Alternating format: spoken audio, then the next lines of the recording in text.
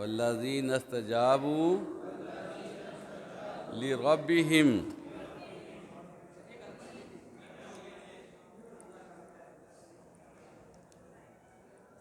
وأقاموا الصلاة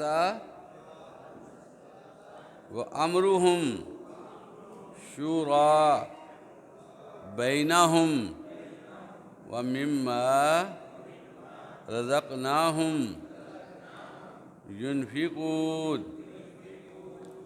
عزیز طلبہ، یہ کل آیت آپ کے سامنے تلاوت بھی کی گئی، ترجمہ بھی ہوا، لیکن اس کا ایک پورشن ہے وَمِمَّا رَزَقْنَاهُمْ يُنْفِقُونَ۔ اس کے بارے میں ہم نے تھوڑی سی بات کرنی ہے کہ یہ آیت ہمیں کیا پیغام دیتی ہے، اور جو مال ہم نے ان کو عطا فرمایا ہے اس میں خرچ کرتے ہیں۔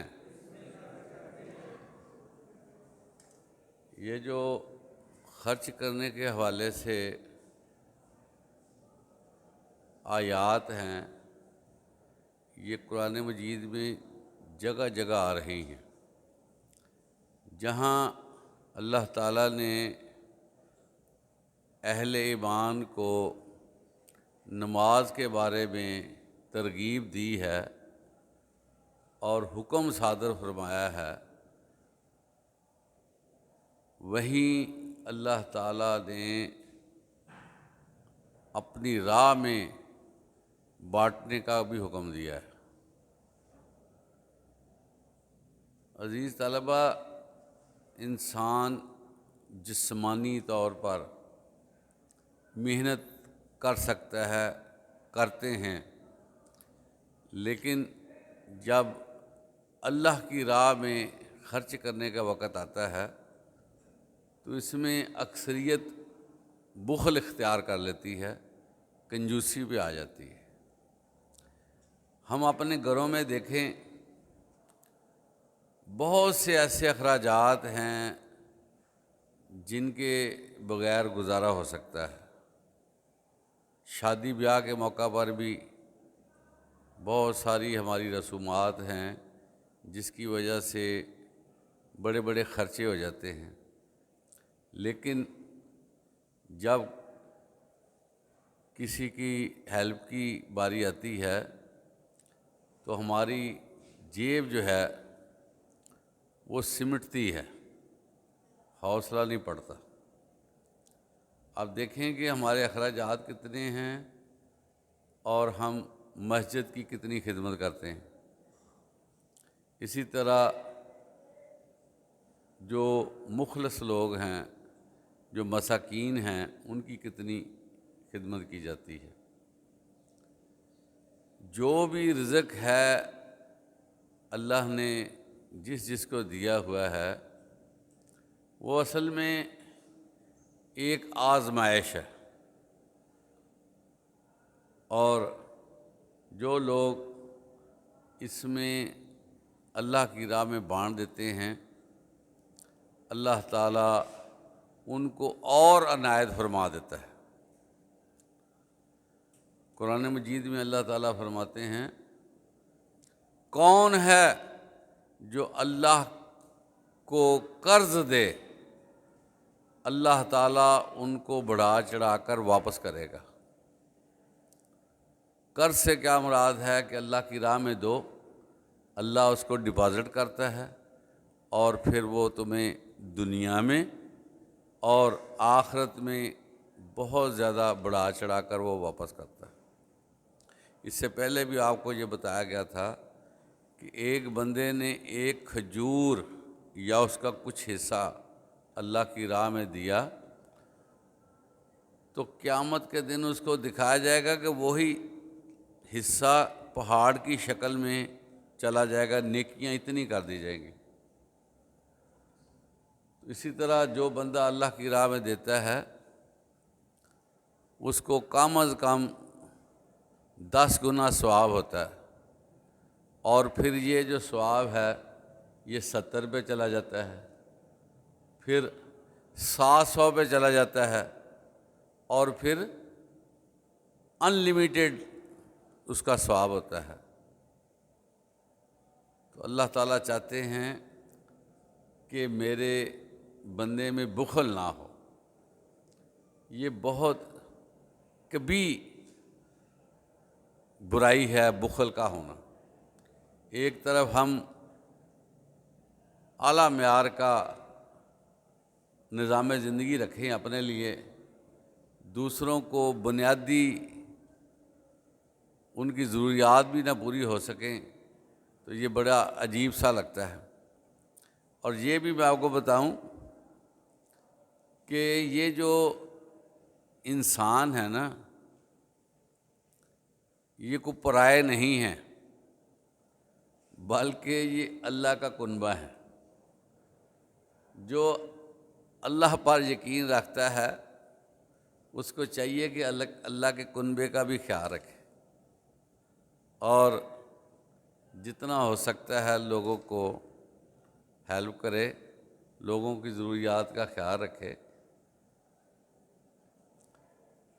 ایک بڑھیا حضرت ابوبکر صدیق رضی اللہ تعالیٰ عنہ روزانہ ان کے گھر جاتے، ان کے گھر کو صاف ستھرا بناتے، ان کی جو ضروریات ہیں وہ پوری کرتے ہیں، اور آپ رضی اللہ تعالیٰ عنہ خلیفہ بن گئے۔ اس عورت کو بھی پتہ چلا کہ آپ تو مسلمانوں کو خلیفہ بن گئے ہیں۔ اس کے بھی ذہن میں آیا کہ اب پتہ نہیں میرے ساتھ کیا ہوتا ہے، کیونکہ مصروفیت بھی زیادہ، ذمہ داریاں بڑھ گئیں۔ لیکن حضرت ابوبکر صدیق رضی اللہ تعالیٰ عنہ نے اپنے معمولات میں فرق نہیں آنے دیا، اور اسی طرح اس عورت کی خدمت کرتے رہے۔ ہمارے ہاں دیکھیں کہ ہمیں ہمسائے کا پتہ نہیں اس کی کیا پرابلم ہے، اس کی کیا کیا ضروریات ہیں۔ حالانکہ جو بندہ بھی بیدار ہوتا ہے اس پہ تو ویسے ہی صدقہ آ جاتا ہے، اس کے ایک ایک جوڑ کا اس پہ صدقہ ہے۔ تو جتنا ہم اللہ کی راہ میں خرچ کریں گے، اللہ کی طرف سے اتنی ہی عافیت ہم پہ آ جاتی ہے۔ جیسا کہ آپ نے وہ سنا ہے کہ صدقہ بلاؤں کو ٹالتا ہے۔ اللہ بعض لوگوں کے بارے میں فیصلہ کر لیتے ہیں کہ اس کو عذاب سے دوچار کرنا ہے، لیکن جو ہی وہ صدقہ کر دیتا ہے، اللہ کی راہ میں بانٹ دیتا ہے، وہ عذاب کا جو فیصلہ وہ واپس لے لیا جاتا ہے۔ اس لیے کچھ نہ کچھ اللہ کی راہ میں دینا چاہیے۔ اچھا، یہ جو دل ہے نا، دل دنیا میں رہتے ہوئے یہ سخت ہوتا جاتا ہے، اس کے اندر جو ہے وہ سختی آ جاتی ہے۔ اب اس سختی کو دور کرنے کا کیا طریقہ ہے کہ بندہ اپنی جیب کو ڈھیلی کرے، اس کا دل بھی نرم ہو جائے گا۔ جتنا وہ اپنا بانٹنے کی کوشش کرے گا، اس کے دل میں اتنے ہی لوگوں کے بارے میں ہمدردی کے جذبات پیدا ہوتے جائیں گے۔ اور یہ بھی آپ اس کا ایکسپیرئنس لیں کہ جو لقمہ کسی کے منہ میں ڈالنے کا مزہ آتا ہے، وہ اپنے منہ میں ڈالنے کا مزہ نہیں آتا، یہ میں آپ کو بتاؤں۔ تو کوئی ضروری امر نہیں ہے کہ ہم زیادہ ہی دیں تو یہ صدقہ بنے گا، اس کا ثواب بنے گا۔ آپ علیہ الصلوۃ والسلام نے فرمایا، آگ سے بچو، یعنی جہنم سے بچو، اگرچہ کھجور کا کچھ حصہ دے کر ہی صحیح۔ یعنی کہ صدقہ دینا، اللہ کی راہ میں دینا، یہ جہنم سے نکالنے کا سبب بنتا ہے اور ہمارے ایمان کو مضبوط کرتا ہے۔ اللہ تعالیٰ ہمیں اپنی راہ میں دینے کی توفیق عطا فرمائے۔ والذین اذا اصابہم البغی ہم ینتصرون، اور جو ایسے ہیں جب ان پر ظلم و تعدی ہو تو مناسب طریقے سے بدلہ لیتے ہیں۔ دیکھیں، معاشرے میں رہتے ہوئے حالات جو ہیں ایک جیسے نہیں رہتے، تلخیاں بھی آتی ہیں، مسائل بھی بنتے ہیں، اور مین ٹو مین اختلافات موجود ہیں، لائکنگ اور ڈس لائکنگ موجود ہے، علم کسی کے پاس ہے، کسی کے پاس نہیں ہے، اور کسی کو ماحول کسی طرح ملا، کسی کو کسی طرح ملا۔ اس حوالے سے لڑائی جھگڑا ہو سکتا ہے، ایک دوسرے کو پرابلم بن سکتی ہے، دی جا سکتی ہے کسی کی طرف سے۔ تو اس کا مطلب یہ نہیں ہے کہ اس نے یہ کہہ دیا اب میں نے اس کا بدلہ لینا ہے اور میں نے اس سے ڈبل لینا ہے، میں نے یہ کر دینا ہے، میں نے وہ کر دینا ہے۔ اس کے بارے میں ہدایت کی جا رہی ہے کہ جب بھی کسی کی طرف سے تکلیف آ جائے تو اس کا مناسب بدلہ لینا بنتا ہے۔ جس پر ظلم ہوا ہے وہ ظلم کا بدلہ اتنا لے سکتا ہے جتنا اس پر ہوا ہے۔ یہ بھی اسلام کا ایک خاصہ ہے کہ وہ زیادتی نہیں ہونے دیتا۔ یہ نہیں کہ اس کو، جس طرح یہ ہمارے ہاں سوسائٹی میں انتہا پسندی نظر آتی ہے کہ ایک بندے نے کوئی بات کہہ دی، اب پتہ نہیں وہ بات کس سینس میں کہی، کیسے ہو گئی، واقعتاً بھی بات ہو گئی، تو بتائیں اس پر اتنا پرسنل ہونے کی کیا ضرورت ہے؟ اور اس بندے کے ساتھ ظالمانہ فعل کیا جاتا ہے، آگ لگا دی جاتی ہے، قتل کر دیا جاتا ہے۔ بتائیں یہ دین ہے؟ یہ سراسر جہالت ہے۔ یہاں پر یہی فرمایا جا رہا ہے اگر کسی سے کوئی زیادتی ہوئی ہے تو اس کے ساتھ اتنے رکھا جائے جتنی اس نے زیادتی کی ہے۔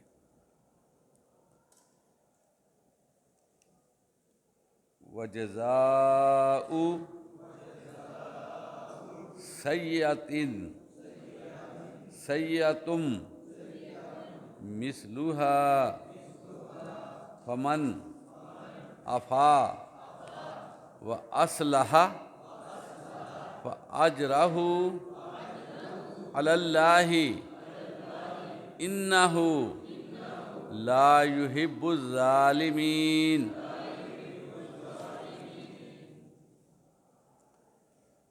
اور برائی کا بدلہ تو اسی طرح برائی ہے، مگر جو درگزر کرے اور معاملے کو درست کر دے تو اس کا بدلہ اللہ کے ذمے ہے۔ اس میں شک نہیں کہ وہ اللہ ظلم کرنے والوں کو پسند نہیں کرتا۔ عزیز طلبہ، یہ جو آیت ہے یہ پچھلی سے ریلیٹڈ ہے کہ جس نے جتنی کسی کے ساتھ برائی کی ہے، جتنا کسی کو تنگ کیا ہے، اتنا ہی اس کو تنگ کیا جائے۔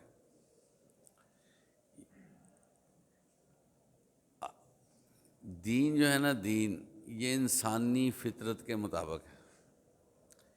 اس کا کوئی قانون ایسا نہیں ہے جو فطرت سے باہر ہو، اور فطرت یہ کہتی ہے کہ جس نے برائی کی ہے اس کو اس کا بدلہ ملنا چاہیے۔ یہ نہیں ہے کہ آپ کے منہ پہ ایک تھپڑ لگا ہے تو آپ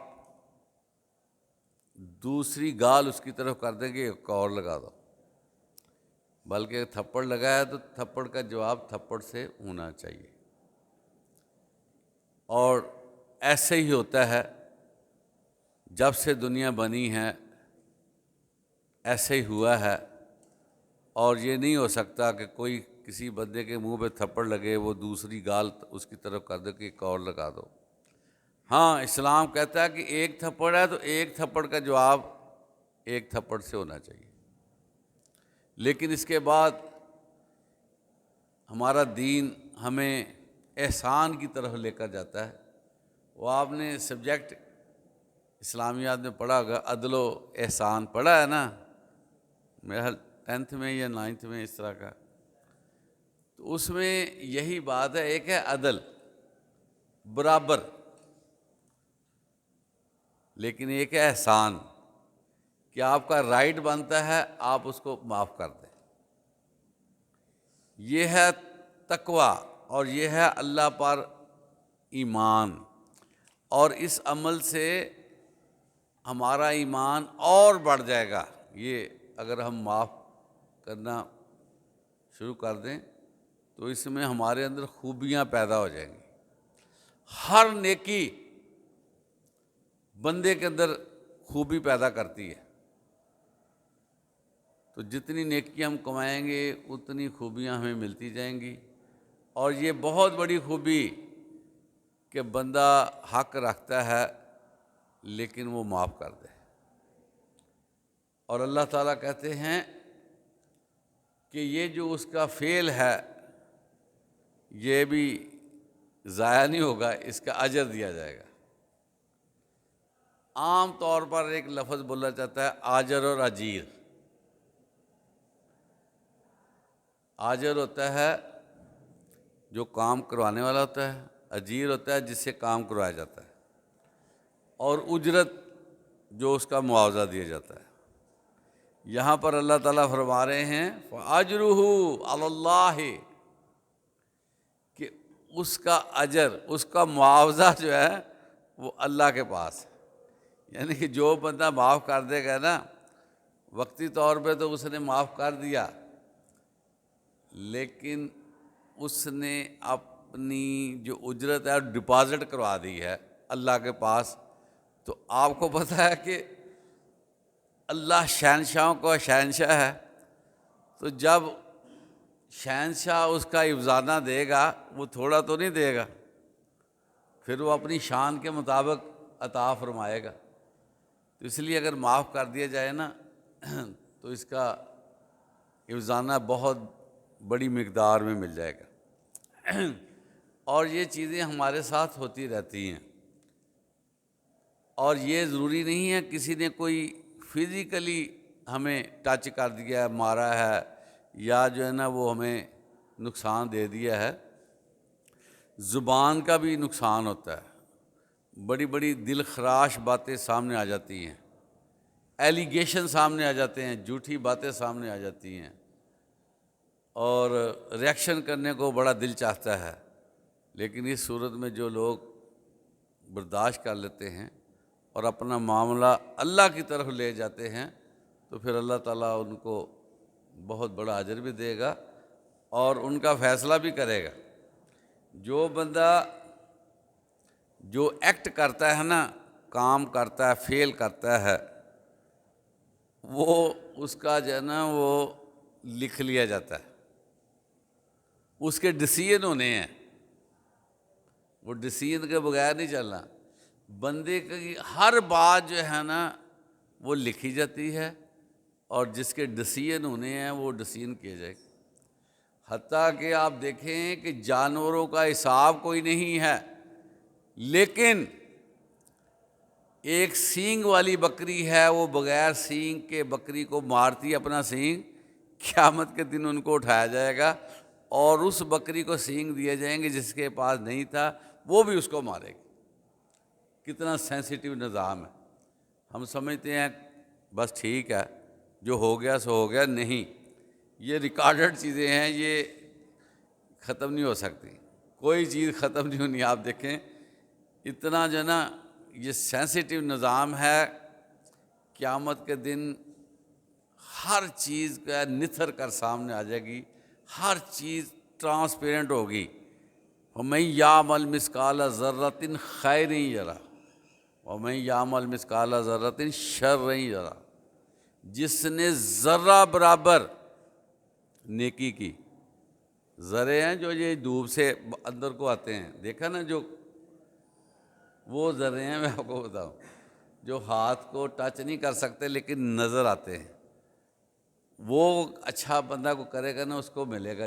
جس نے برائی کی اتنی ہی اس کو بھی دکھایا جائے گا، یہ دیکھ لو تمہاری برائی ہے. تو اس لیے جو ہے نا بڑا سمٹ کر چلنے کی ضرورت ہے. ہماری زبان، ہمارا عمل، یہ بڑا سمجھ کے کرنا چاہیے، اور کوشش کرنی چاہیے کہ اپنی جو ہم پہ چیز عائد ہوتی ہے اس کا ہم کیئر کریں.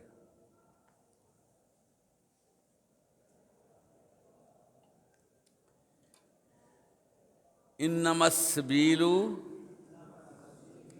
علی الذین یظلمون الناس ویبغون فی الارض بغیر الحق اولئک لہم عذاب علیم.